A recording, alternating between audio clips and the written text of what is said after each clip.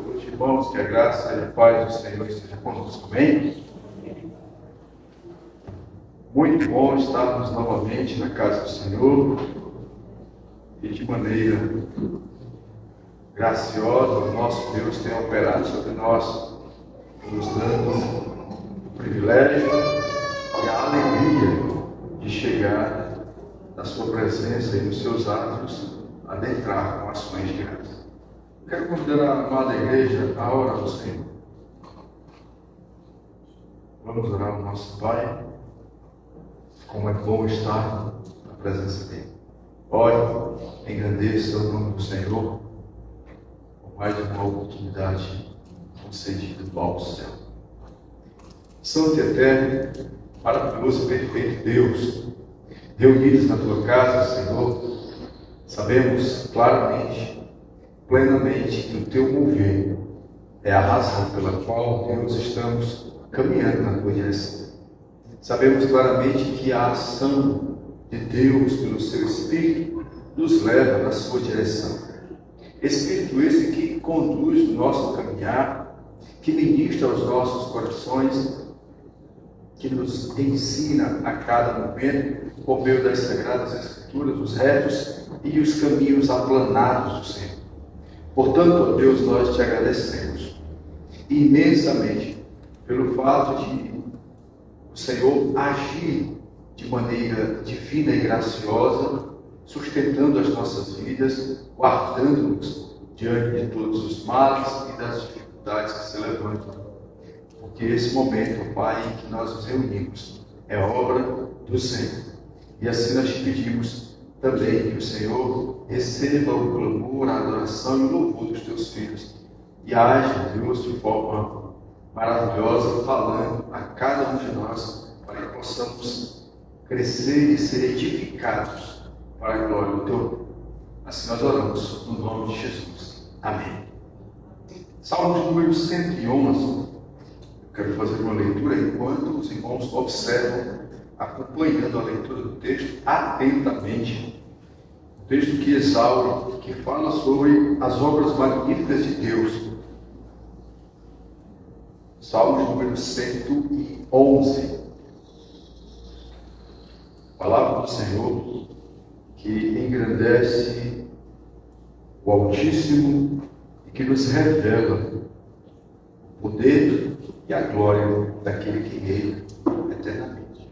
Amém? Salmos número 111. Mesmo assentados, mas de forma reverente, acompanhe a leitura da palavra do Senhor.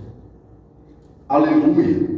De todo o coração renderei graças ao Senhor, na companhia dos justos e na assembleia.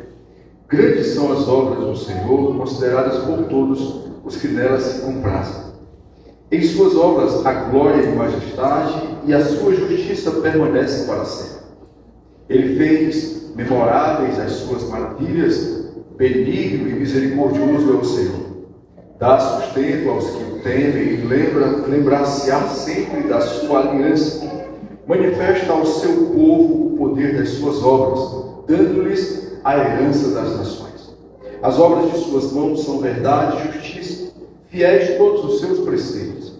Estáveis são eles para todos sempre, instituídos em fidelidade e retidão. Enviou ao seu povo a redenção e estabeleceu para sempre a sua aliança.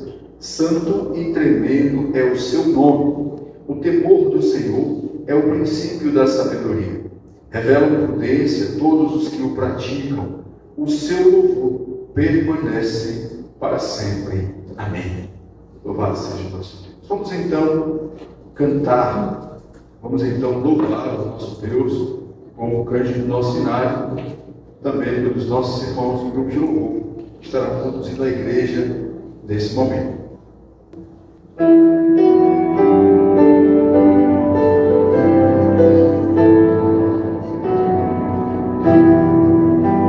Ao Deus de Abraão louvai, no vasto céu, Senhor, eterno e poderoso Pai, Deus de amor. Augusto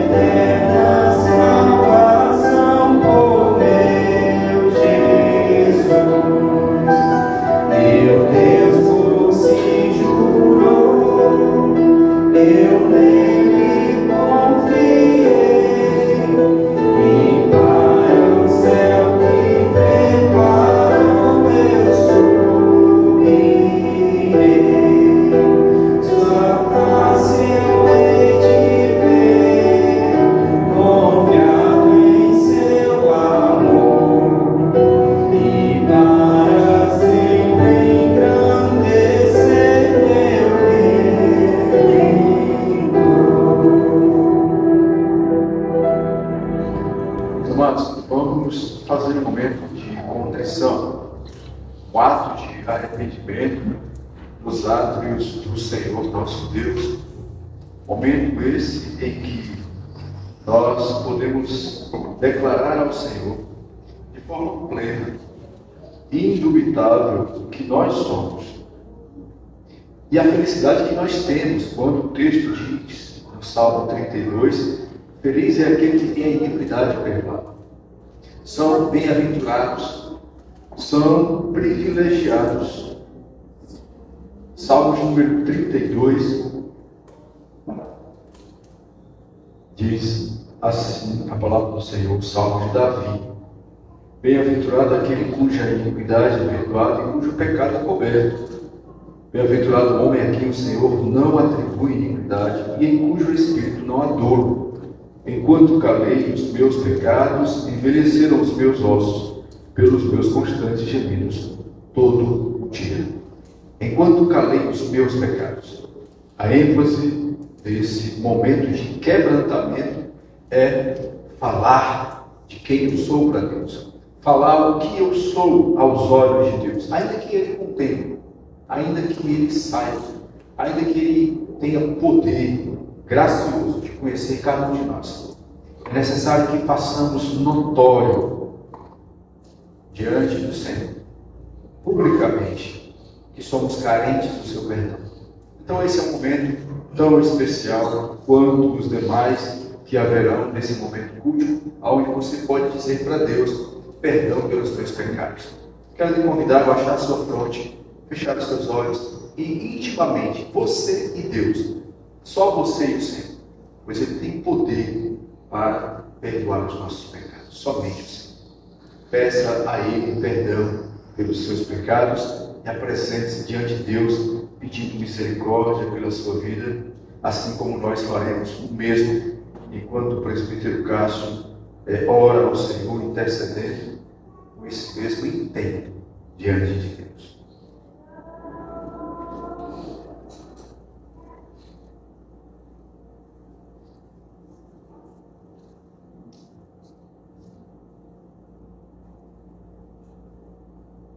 Nosso Deus, eterno Pai, Senhor de nossas vidas, te rendemos graças ao Pai pela tua misericórdia para conosco, te rendemos graças a Deus pela tua graça para conosco.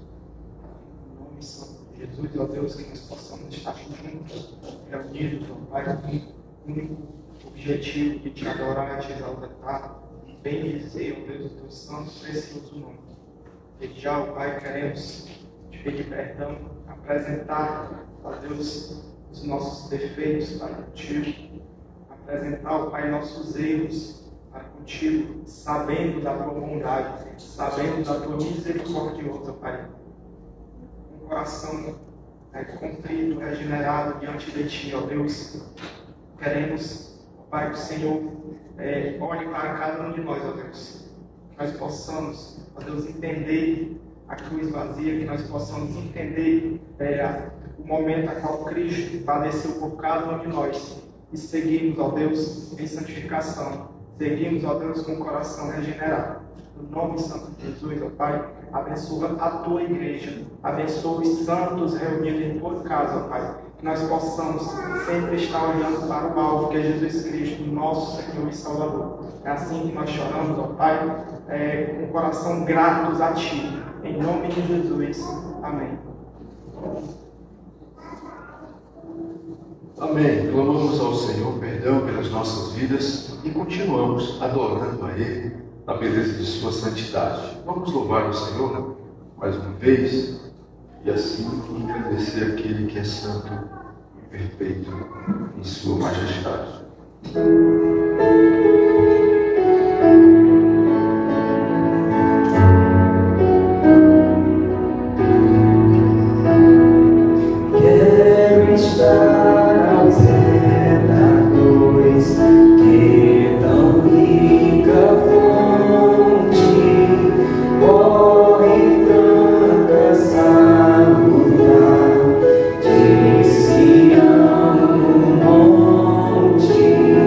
Sim,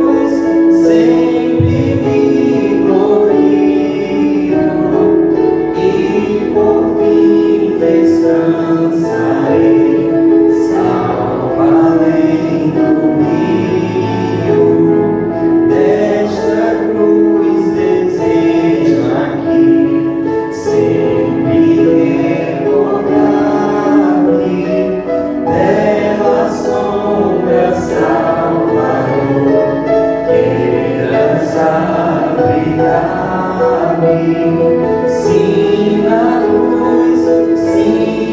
cruz, sempre me glorio e por fim descansarei, salvo além do rio, junto à cruz ardendo em fé, sem temor vigio, vim até a pátria santa além do rio. Sim, na cruz, sempre me glorio e por fim descansarei, salvo além do rio. Agora então, sim, de pé, abra sua Bíblia no Salmo de número 42, para que possamos fazer uma leitura participativa, uma leitura responsiva deste Salmo, uma vez que estarei lendo os versos ímpares, subsequente à igreja, os versos pares dessa leitura. Salmo de número 42. A alma anela por Deus, ao mestre de canto, o salmo didático dos filhos de Corá. Salmo de número 42. Como suspira a coça pelas correntes das águas, assim por ti, ó Deus, suspira a minha alma. Minha alma tem sede de Deus, o Deus vivo. Onde irei e verei perante a face da face. As minhas lágrimas têm sido o meu alimento dia e noite, enquanto me dizem continuamente: o teu Deus, onde está? Lembre-me destas pessoas, e dentro de mim se derrama como uma sábia de águas que são atacadas. Ele já vem na Porque estás abatida, ó minha alma? Porque te perturbas dentro de mim? Espera em Deus, pois ainda o louvarei. A Ele meu auxílio e Deus meu. Sinto a batida dentro de minha alma. Lembro, portanto, do destino. É defraudando. Um abismo chama outro abismo ao fragor das tuas catadupas. Todas as tuas ondas e vagas passaram sobre mim. Contudo, Senhor, durante o dia, me concede a sua misericórdia. Cada noite comigo está o seu plano. Digo a Deus, minha rocha, por que te olvidastes de mim? Porque eu hei de andar, eu lamentando sob a opressão dos meus inimigos. Graças a ossos, onde os meus adversários me insultam. Sempre o tempo, eu tenho que resistir. Vamos então todos ler o verso 11. Porque estás abatido, a minha alma, porque te perturbas dentro de mim? Espera em Deus, pois ainda o louvarei. A Ele meu auxílio e Deus meu. Amém. Podeis assentar? Nós vamos, nesse momento, então, louvar os nossos irmãos e salmodiar ao Senhor com cânticos espirituais para glorificar ao nosso Deus todos a uma só voz. Amém. Vamos louvar ao nome do Senhor, louvar ao seu santo nome, que é digno de glória e honra. Eu te convido a ficar de pé para todos juntos entoarmos este cântico.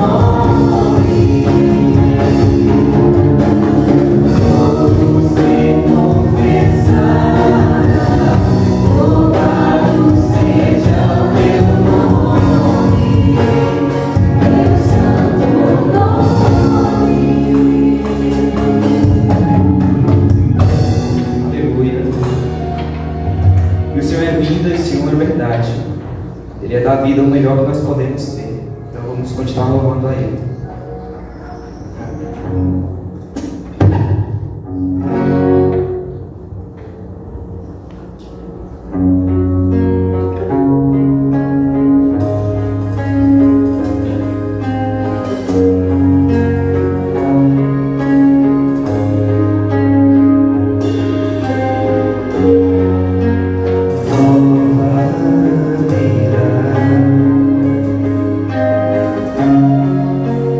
Para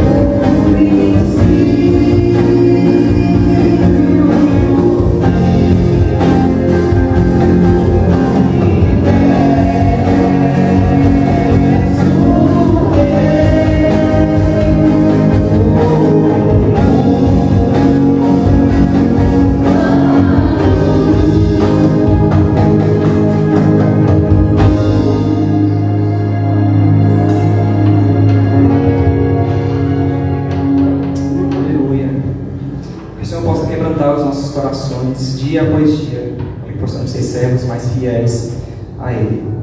Quer começar em nós e quebra os corações.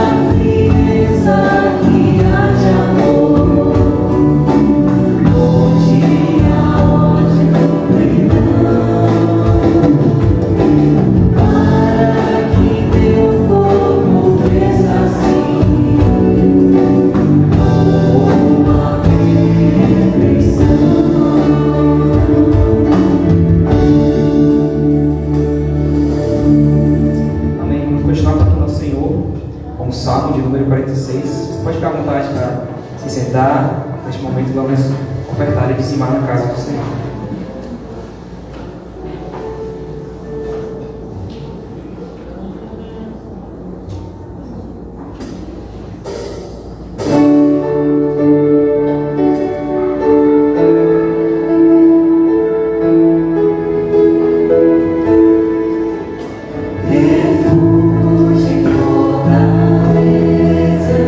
Presente, socorrer.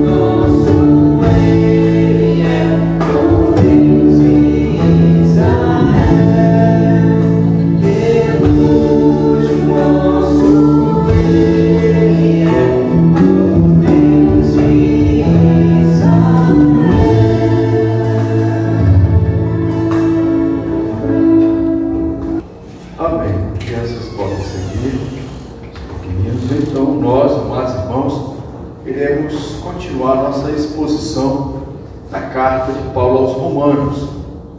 Desta feita, nós estaremos concluindo o capítulo 11. E interessante também, e importante, fazer um comentário acerca da conclusão do capítulo 11 da carta de Paulo aos Romanos. Capítulo 11, versículo 33 até o versículo 36.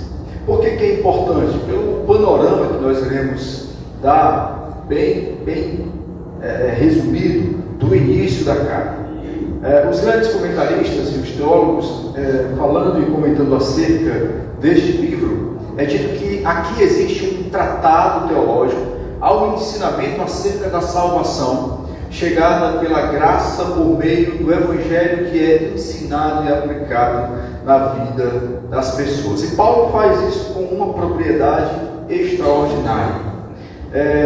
Essa carta como um todo, ela está rica dessa teologia, dessa doutrina apresentada por Paulo, o teólogo, o homem que compreende, mas também Paulo, o pastor. Uma carta pastoral e uma carta doutrinária. É também conhecido que nesse capítulo 11, que estamos hoje combinando com o seu fechamento, existem dois grandes blocos aqui. O primeiro bloco, do capítulo 1 ao capítulo 11, trata-se da doutrina propriamente. Paulo vem do capítulo inicial até esse capítulo, finalizando com a doxologia, que é o trecho que nós vamos ler, fechando aqui com uma espécie de glorificação a Deus, aonde ele, de uma forma poética, exalta a majestade do Criador por sua plenitude. No capítulo 1, ele inicia falando totalmente da vida devastadora dos pecadores, como depravados totalmente pelos seus males. Depois ele vem trazendo a maneira como os homens tratam a graça de Deus sem querer fazer parte dela, e não há quem queira esse bem. E os capítulos subsequentes vão construindo essa maneira do homem decaída, encontrando em Deus e unicamente nele a graça merecida. Somente em Cristo. Nesse capítulo 1 até o capítulo 11, Paulo apresenta exatamente essa doutrina que explica os grandes pontos centrais da nossa necessidade de se achegar a Deus, de forma doutrinária e compreendendo dentro da sua carta, explicando a essência de cada ponto. Nós chegamos ao final do versículo 36 do capítulo 11.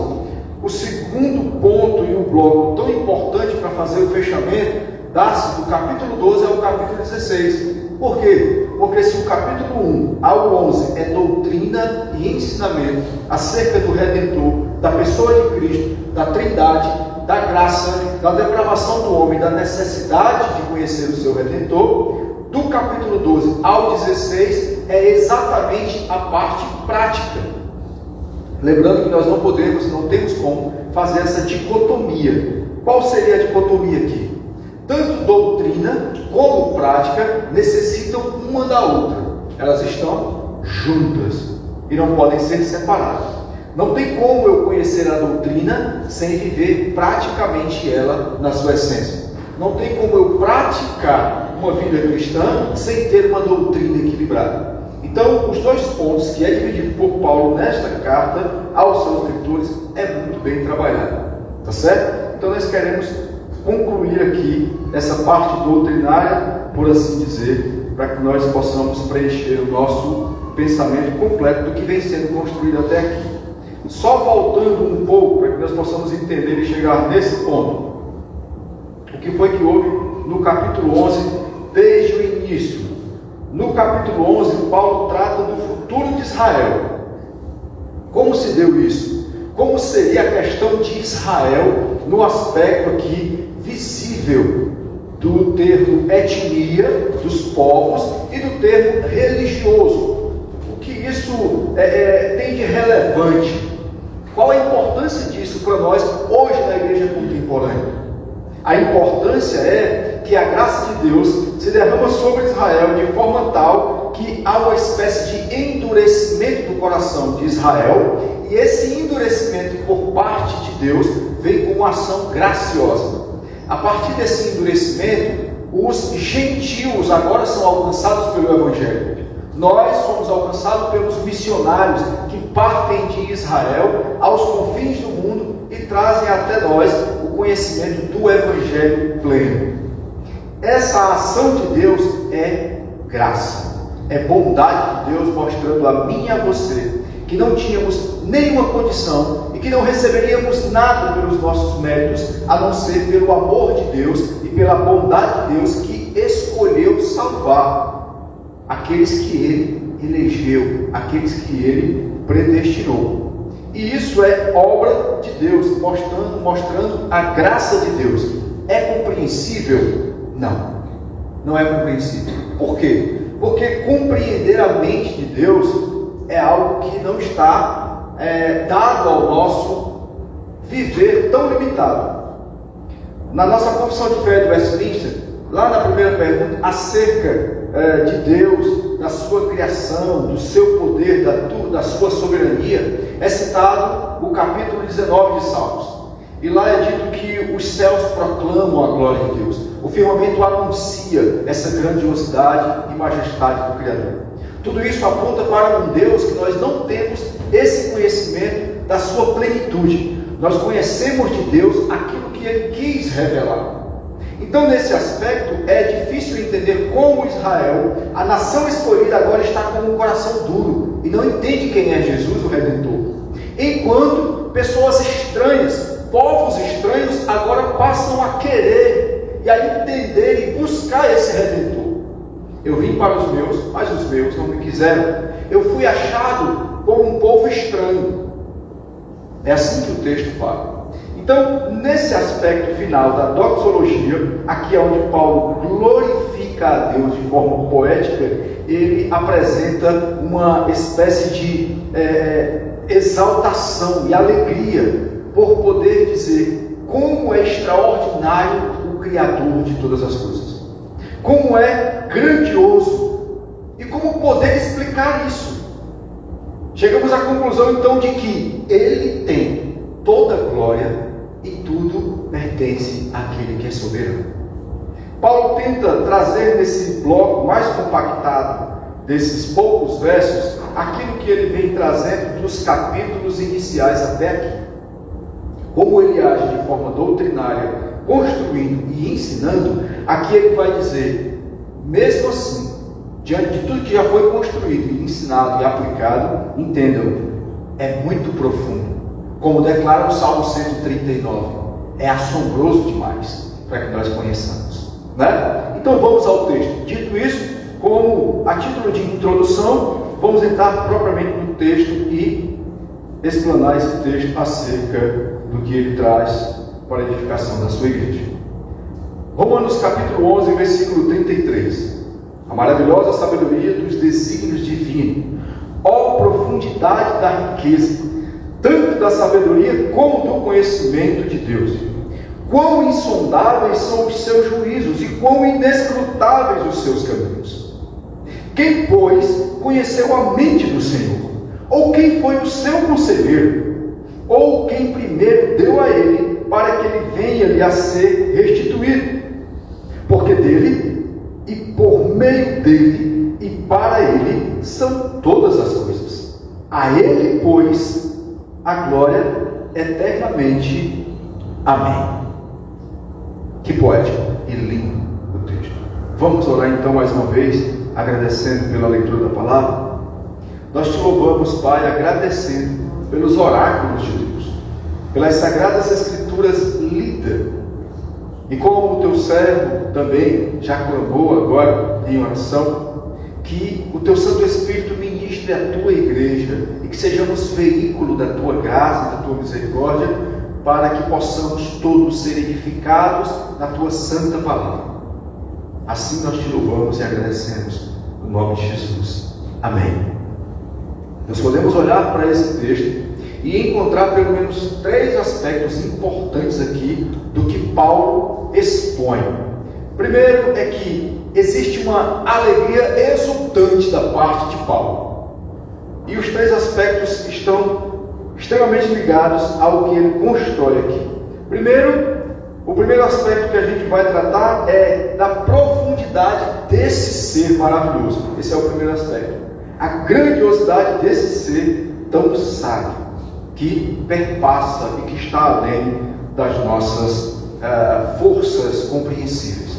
O segundo aspecto, também tão importante, que iremos ver, do versículo 34 ao 35, é a soberania gloriosa desse Deus, que Ele somente e unicamente Ele detém, oriunda da sua plena e eterna glória.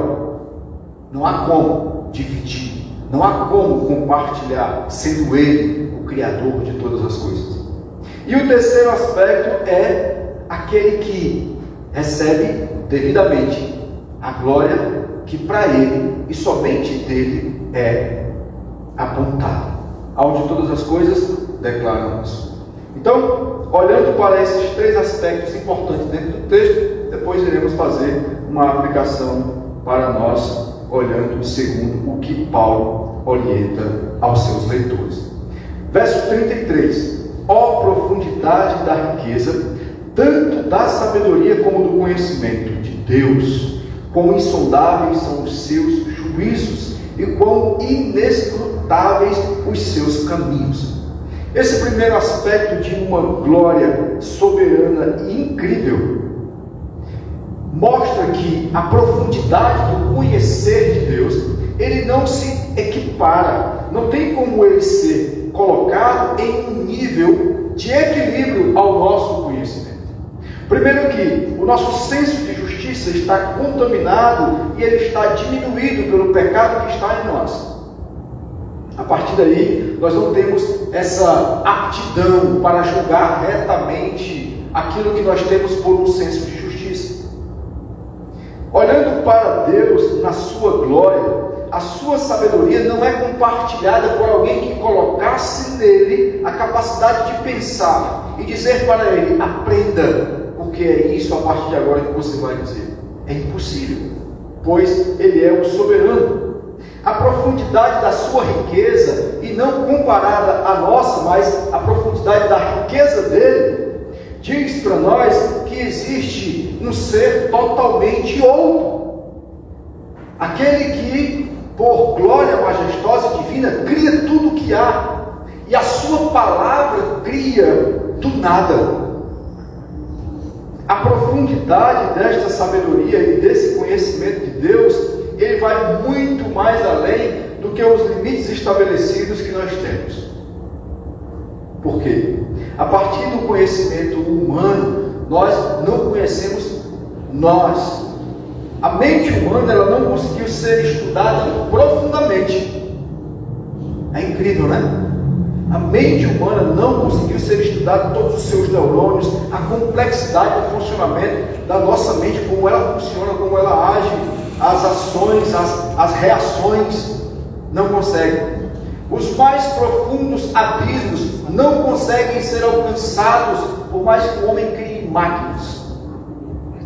Ao sair do nosso mundo, o homem não consegue alcançar planetas que estão a milhões e milhões de quilômetros com um acesso claro para saber o que existem neles plenamente. E é incrível que aqui eu estou citando limitações dadas às nossas vidas. No entanto, Deus chama as estrelas, cada uma pelo nome, e Ele conta cada uma delas. É incrível o poder desse Deus. É incrível que no Salmo 139 é dito que antes que nós fôssemos formados, Ele já nos conhecia.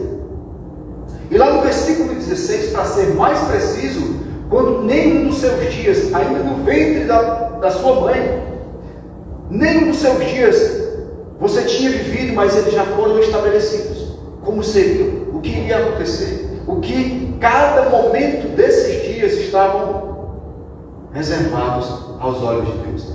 E Ele já tinha a plenitude de tudo isso.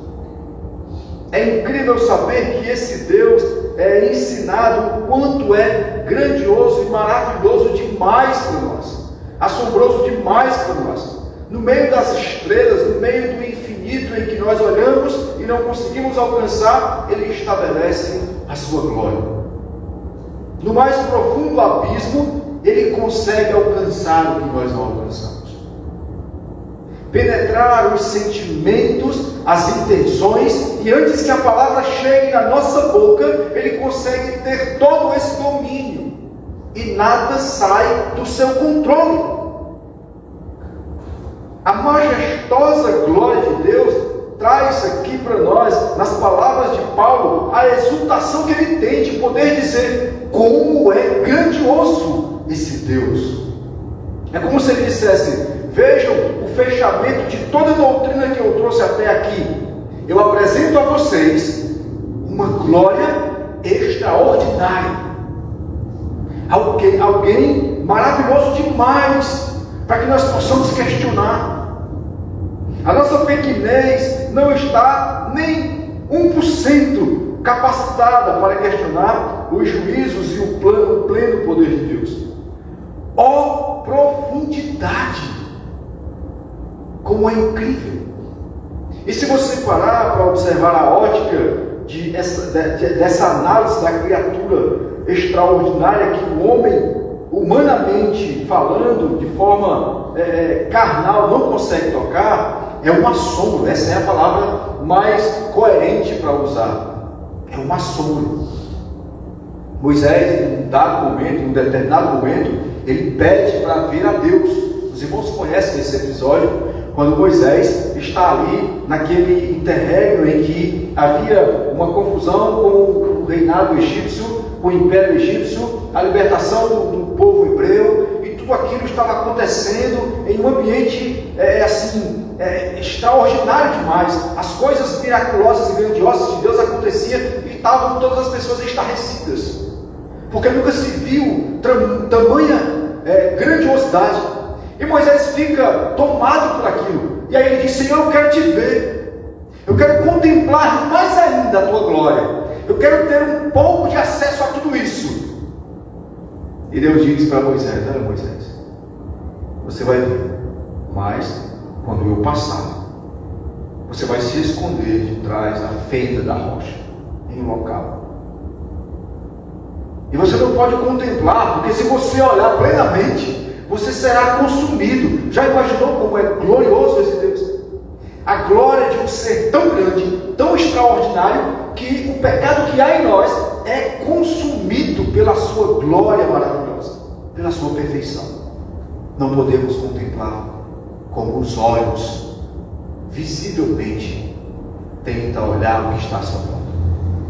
Paulo diz exatamente isso. Existe uma grandiosidade tão maravilhosa, tão assombrosa, que é insondável,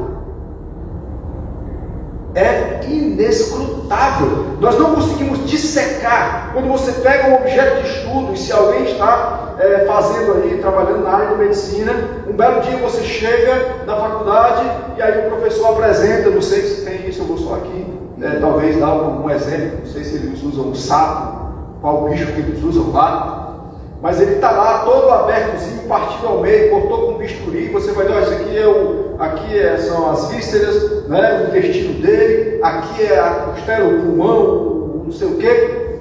E você estuda aquele ser morto, todo exposto para você conhecer. Uma criatura que você quer conhecer como ela é por dentro. Você abre o cérebro, talvez no necrotério ali, eles possam ver isso. Alguém morreu e ele corta e vai ver o que houve no cérebro, uma pancada, um hematoma, e aí o médico legista olha e diz: olha, aqui eu estou vendo que no cérebro aconteceu isso. Você pega as coisas e começa a ver de forma palpável. Agora me diga como pegar Deus, tirar do trono de glória, colocar aqui sobre uma mesa e dizer: agora nós vamos estudar esse ser. Tem como? Paulo diz: não existe isso. É impossível fazer isso. Ele é glorioso demais. Ele é extraordinário. E sabe o que eu e você podemos fazer olhando para as palavras de Paulo? É dizer: louvado seja o teu nome, Senhor, porque a tua glória tão maravilhosa chega até nós de maneira graciosa, promovendo perdão e misericórdia, mesmo sendo tão grandioso, mesmo sendo insondáveis os seus juízos, como declara o livro de Isaías: maiores do que os nossos, mais altos do que os nossos pensamentos, inescrutáveis os seus caminhos. O livro de Provérbios, lá com Salomão, vai dizer: o homem, ele traça os seus caminhos, ele elabora os seus projetos, ele cria um meio de correr atrás dos seus projetos, dos seus objetivos e sonhos. Mas Deus diz o que irá acontecer realmente. Deus diz de fato se vai ou não acontecer, pela sua glória e pelo seu conhecimento do amanhã. A nós não cabe acrescentar o que irá acontecer amanhã pela manhã. Nós não temos esse poder. E o Senhor contempla tudo isso. Paulo está declarando abertamente a maravilhosa glória desse ser, é que está sendo exposta para vocês, irmãos, nos momentos em que eu estou agora recitando e falando desse majestoso Deus. É como se Paulo quisesse dizer: olha, os judeus e os gentios, todos eles, aos olhos de Deus, estão colocados no mesmo nível, porque Deus é o Deus soberano de todas as pessoas. Ele faz cair a chuva sobre justos e injustos. Por quê? Porque Ele ama o seu povo. Ele cuida de cada um de nós. Ele mantém as nossas vidas. E tanto aquele que foi escolhido, como os judeus escolhidos pelo Senhor, e os ímpios que estavam distantes e não conheciam o Evangelho, são agraciados por Ele. E ainda assim, mesmo sem entender, o nosso coração descansa, repousa e simplesmente aceita a glória de Deus. É difícil questionar. É impossível dizer para Deus: por que você me fez assim? Por que você me criou dessa forma?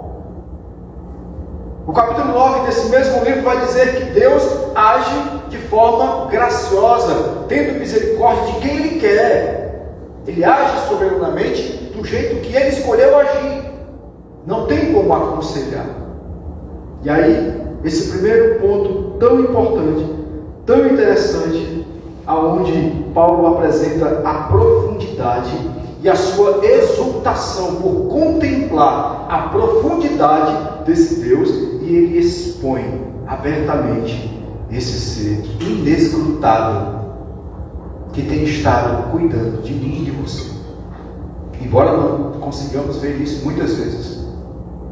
E as muitas vezes que nós não conseguimos é porque os problemas foram terríveis demais e tapam os nossos olhos. As dores, as aflições às vezes são grandiosas. E nós entramos diante de Deus com o coração duvidoso. Lembra de Tomé? Quando estava diante da opressão, da perseguição, onde disseram: olha, Jesus morreu e agora a coisa vai ficar um pouco mais complicada. Ele não está conosco. E naquele dado momento, quando é dito para esse homem, os apóstolos estavam reunidos, apreensivos, alguém chega com uma notícia maravilhosa: ele ressuscitou. Ele diz: não acredito. Ele estava temeroso, duvidoso, com medo, receoso. Eu não acredito que ele existe. Em ressurreição, eu vi ele ser morto lá na cruz, ser espancado, ser humilhado. A representação daquele simbolismo de uma negação, muitas vezes ela vem sobre nós porque os males desse mundo fazem isso conosco. Tentam apagar a nossa fé, tentam desmotivar a nossa caminhada, tentam nos fazer ficar pelo meio do caminho, pelas aflições e as dificuldades. Mas Paulo mostra: olha, veja a grandiosidade desse Deus, contemple, viva, não duvide e confie. E Paulo continua, quando ele sai do verso 33, expondo essa profundidade de uma riqueza inescrutável desse ser criador de todas as coisas. Ele continua dizendo para as pessoas, agora no segundo aspecto, que ele, de forma exultante, ele apresenta um ser tão maravilhoso que ele tem sua glória em si. Quando ele diz: quem, pois, conheceu a mente do Senhor? Ou quem foi o seu conselheiro? Versículo 34. Ou quem primeiro deu a ele para que ele venha a ser restituído? O interessante do que Paulo faz dentro da sua argumentação é mostrar para os judeus que tudo que eles estavam precisando compreender já estava escrita nos antigos. Porque ele faz uma citação aqui no livro de Isaías, lá no seu capítulo 40. É exatamente a descrição que ele diz. É exatamente isso daqui, o que Isaías diz. Deus é glorioso, maravilhoso, e eu pergunto a você, quem foi que deu a ele tudo isso? Quem foi que teve essa capacidade? Ao mesmo tempo, é citado o que acontece lá com Jó. Quando ele está no seu momento de frustração pelas suas aflições e dores, o que Jó faz? Ele questiona Deus. Já imaginou? Nós, seres limitados, questionando a Deus, e Jó então vai e amaldiçoa o dia que ele nasce. É muita dor. Morreu 10 filhos. Toda a riqueza que eu tinha, levaram. Tudo que eu construí, que eu consegui, que eu batalhei, eu não tenho mais nada. Para que serve viver? Para ser mais preciso, para que mesmo que eu nasci? Quem não faria um questionamento desse, né? Como é que nós vamos julgar a Jó? Se de repente você sai da empresa hoje pela manhã, aí você recebeu todo o seu salário, e na esquina veio um daqueles meliantes terríveis, né? Cruéis, e você passou o mês inteiro trabalhando com muito esforço, fazendo hora extra, cansado, dormindo tarde, e ele chega para você com a arma e diz: vagabundo, passe o dinheiro. Meu, eu passei o mês inteiro trabalhando, e eu sou um vagabundo e tenho que te entregar o dinheiro. E aí ele leva o seu dinheiro. O que você iria dizer? Parecido com o Jó. Para que eu nasci? Eu sofri o mês todo. Para agora você levar o meu dinheiro. Como é que vai ficar os boletos? O banco? A polícia vai lá em casa me prender e levar as coisas. Vão tomar o carro, o apartamento, vão mandar despejar eu. Como é que você fica? Como é que a sua cabeça trabalha com isso? Como é que você vai lidar com isso? Ora, é claro que Jó iria se frustrar. Para que eu nasci se ia morrer meus 10 filhos? Para que eu nasci se tudo que eu construí eu ia perder? O coração desse homem estava quase explodindo em uma frustração. Mas o mais interessante está por vir. Sabe o que é? É entender a glória de Deus no meio da tempestade. É entender a glória de Deus no meio de um tsunami. Quando vem água, tempestade, vendaval e destrói tudo que você tem. E mesmo assim, você lá no meio conseguir ainda louvar a Deus. Essa é a parte mais difícil. Foi porque Jó questionou, que ele ouviu Deus dizendo: olha, quem é você para me questionar? Onde você estava quando eu criei todas as coisas, Jó? Por que você quer questionar o que você não sabe? Sabe?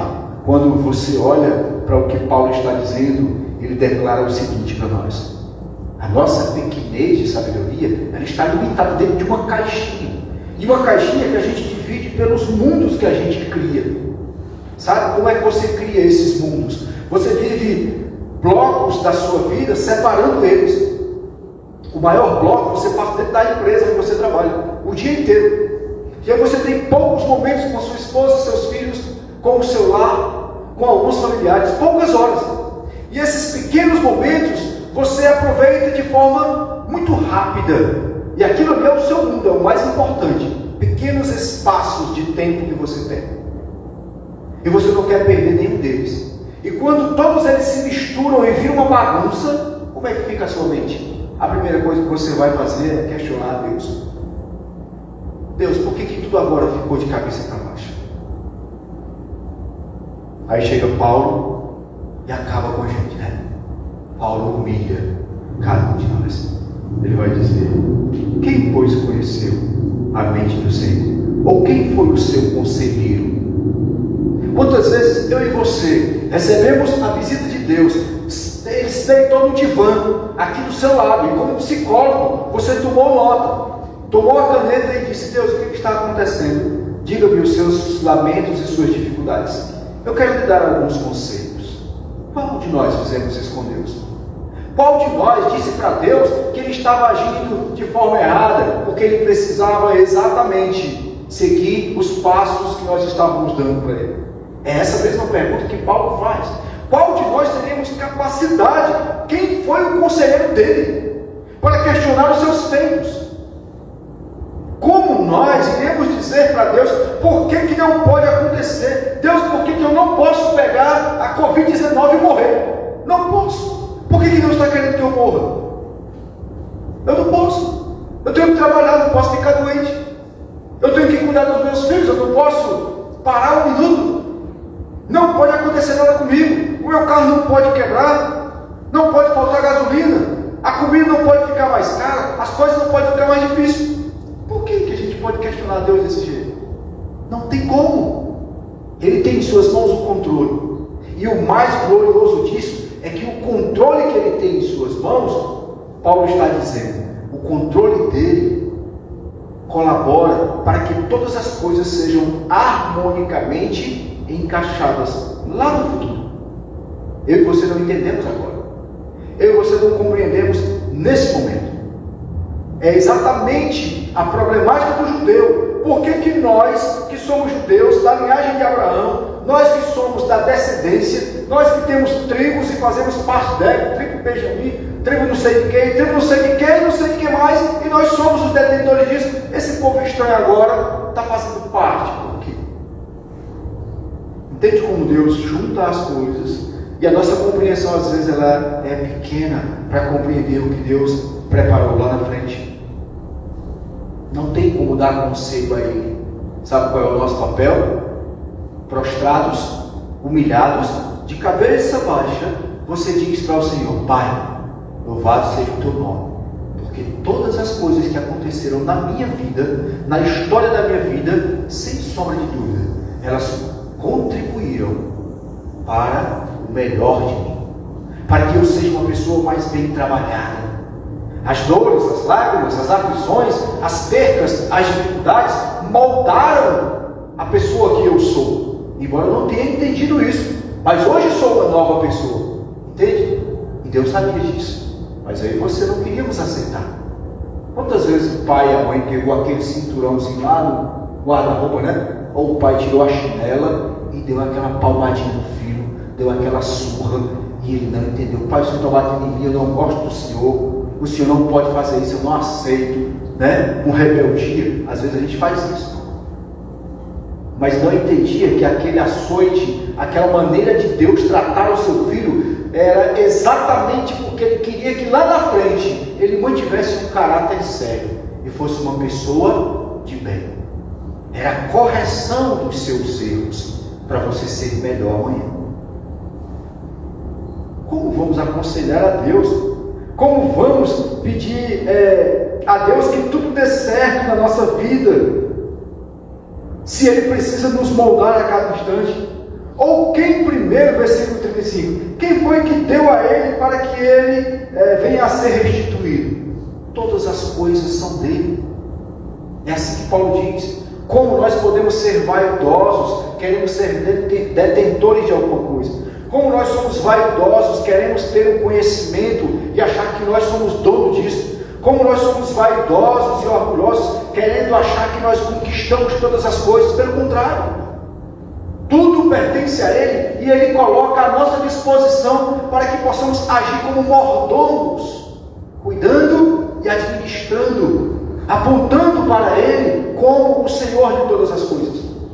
Sua família, seu lar, sua casa, seus filhos, seu trabalho, tudo que está em você, à sua volta, tudo que faz parte da sua vida, é algo que você precisa, com uma maneira graciosa e agradecida ao Senhor, cuidar e dizer para Ele: Senhor, tudo pertence ao Senhor e veio a mim por meio da tua provisão.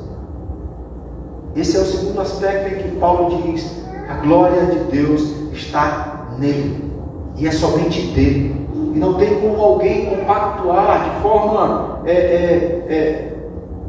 associada a ele. Nós somos sócios, eu sou sócio de Deus, e eu vou dar algumas coisas para ele, algumas dicas, para que a coisa melhore. Não existe isso. Ele é Deus, soberano, de eternidade a eternidade. Esse é o segundo aspecto tão importante, em que há um relato da parte de Paulo dizendo: entendem como um Deus que é insondável, inescrutável, é glorioso em si mesmo? Entende como a sua soberania, ela não divide essa glória com outras coisas, ela é somente dele e nele. E aí ele faz essa resposta, ele conclui e faz o fechamento do versículo 36 dessa resposta, exatamente apontando para essa glorificação daquele que é pleno, daquele que é autossuficiente, daquele que é poderoso, daquele que é majestoso. Por que ele é assim? O fechamento então de Paulo é quando ele aponta para a glória daquele que é devidamente habilitado para receber toda a glória. Por que o verso 33, 34 e 35 falam dessa majestade? É porque o verso 36, Paulo diz, é aqui que está a resposta de toda a glória exaustiva do soberano Criador. Porque dele, e por meio dele, e para ele são todas as coisas. Essas afirmações irrefutáveis que Paulo levanta, ele está dizendo: há um Criador para ele. Há um Criador, foi para ele. E todas as coisas foram criadas por meio dele, era para a glória dele, e foi ele quem fez. Entende? Quando ele diz, se ele é o que é, quando ele diz lá no livro de Isaías, eu sou o que sou, e não há outro fora de mim. Quando ele diz isso para Moisés, diga para Faraó que o grande eu sou te enviou. Quando ele apresenta o seu distintivo glorioso e os seus atributos grandiosos e divinos, nada se compara a ele. Por isso ele diz que foi por ele. Ele diz aqui, Paulo, foi porque é exatamente nesse Criador que são todas as coisas estabelecidas. É a partir dessa criação e desse ser maravilhoso que nos curvamos. É por causa da sua existência, é por causa do seu modo de agir, é porque ele fez, é porque nele e para ele tudo que foi feito glorifica o seu nome. E aí ele conclui na última parte do versículo 36, dada a devida proporção da importância do que ele é, do que ele fez, do que para a sua criação converge, é a ele. A ele, pois, a glória eternamente. Amém. Ele conclui a doxologia dizendo: a ele, e somente na direção dele, a glória do seu povo será direcionada. Não existem subterfúgios, não existem coisas secundárias que no meio do caminho devam merecer a nossa atenção. Não existem meios pelos quais nós queiramos apresentar ou tentar tirar a glória de Deus e colocar próximo de nós com o desejo de ofuscar o brilho da sua glória. Não tem, não pode, não há outros nomes, não existem outras coisas que possam alcançar o nível de glória dele. Paulo encerra dizendo: a ele, pois, a glória eternamente. A ele. Na eternidade, nós permaneceremos na sua presença glorificando-lhe. O Israel de Deus, o povo do Senhor, reunido e chamado e escolhido, justificado, eleito, predestinado nele, por causa dele, estávamos condenados, lançados em um abismo de morte eterna. Como diz Efésios capítulo 2, ele morre. Ele nos encontra em nosso estado deplorável de pecado, de forma majestosa e misericordiosa, limpa as nossas vestes, purifica o nosso ser e nos chama de filhos. Agora nós somos colocados na família de Cristo por meio da obra redentora dele, e nele, por causa da justiça dele, nós alcançamos esse acesso. Mas, pastor, parece complexo olhar para essa doxologia final de Paulo. É preciso você olhar para a doutrina do capítulo 1 ao capítulo 11 toda, quando Paulo vem expondo e esmiuçando a importância dela. Quando você chega aqui, você vai entender. É verdade, exatamente. A dependência que nós temos, quando Paulo diz no capítulo 3 de Romanos, não há quem queira o bem, não há quem busque o bem, não há quem queira Deus, é exatamente isso aqui. Se não fosse a bondade dele, estávamos condenados e continuaríamos amaldiçoados, vivendo em um declínio do pecado. Mas nele nós encontramos a restauração, nele nós encontramos descanso, porque é dele toda a glória. Caminhamos para ele, vivemos para ele, olhamos para ele na profundidade inacessível, mas com um coração humilde, reconhecendo que ele é poderoso para derramar sobre nós graça, e não que ele precise nos dar, e não que ele precise responder o seu grito, não que ele precise lhe abençoar para provar algo para você. Não precisa provar nada, ele é Deus. Antes de nós existirmos, ele sempre foi Deus. Ele graciosamente age por amor às suas criaturas, e nós respondemos prostrados diante dele, dizendo: obrigado, Senhor, porque este pecador miserável, que não merece, tem sido agraciado todos os dias pelo teu favor. Todos os dias você contempla a glória dele, olha os seus filhos, sai para o seu trabalho, vê as janelas dos céus se abrirem com chuvas torrenciais de bênção, vê os seus celeiros abastecidos com o pão de cada dia. Esse é um Deus que cuida, esse é um Deus gracioso, que olha para o pecador que não merece e diz: ainda assim eu te amo, ainda assim eu cuido de ti. E a grande alegria do nosso coração é dizer para o Senhor: obrigado por tudo isso. Dizer para Deus: obrigado, Pai, por toda a bondade. Então, o que nós temos nesse texto, para que, ao olhar toda essa exposição de Paulo, de quem é o soberano Deus, de forma aplicável, é que prossigamos em conhecer o Senhor. É necessário que, por meio de um estudo, de um conhecimento da glória de Deus, daquilo que Ele se permite revelar a nós, dos seus atributos visíveis, da sua palavra que chegou a nós como um meio de graça, que a nossa aplicação aos estudos, à leitura, ao conhecimento, ao se aproximar de Deus, seja algo extremamente necessário, e de forma incansável prossigamos em conhecer ao Senhor. Que você possa aplicar essa necessidade no seu coração, que você possa aplicar ao seu dia o desejo de estar na presença de Deus por meio da palavra, de uma vida devocional, de uma vida de oração, de uma vida de intimidade com Deus, de uma vida de busca. E você irá compreender plenamente esse Deus inescrutável e insondável, mesmo sendo soberano.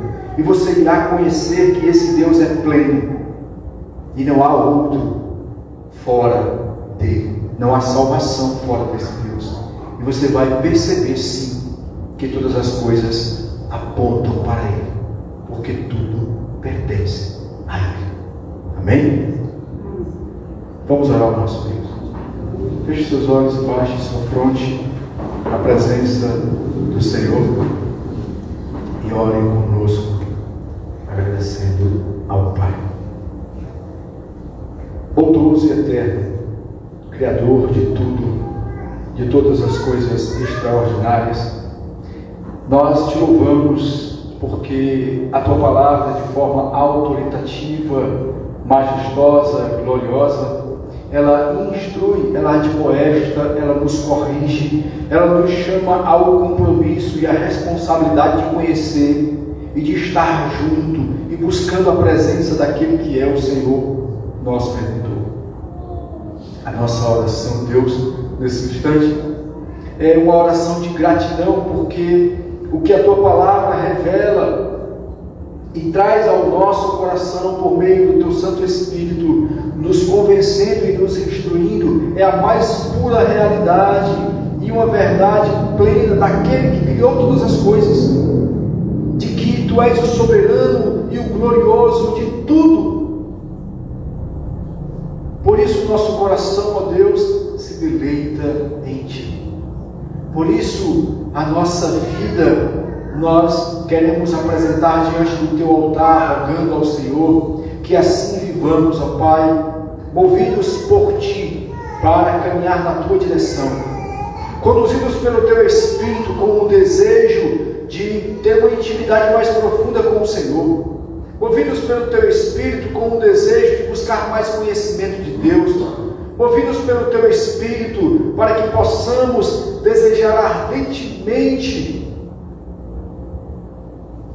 estar todos os dias na Tua presença, Pai, e reconhecer o quanto somos necessitados e carentes do Teu agir em nós. Precisamos do Teu perdão, precisamos, ó Pai, da Tua mão sustentadora, precisamos da Tua palavra que orienta e que nos conduz os passos, precisamos do Teu Espírito Santo que ministra ao nosso coração e traz harmonia e paz aos nossos lares. Precisamos da Tua presença santa sobre nossas vidas. Essa é a nossa oração, nosso clamor. Tem compaixão da Tua igreja, tem compaixão dos Teus filhos e derrama graça, Senhor Deus, sobre cada um de nós. Assim nós te oramos, para a glória do Senhor, em Cristo Jesus. Amém. Graças a Deus. Queridos, vamos ficar de pé e concluir esse momento, finalizando o culto, pedindo a bênção do Senhor sobre a sua igreja. Receber a bênção do Senhor.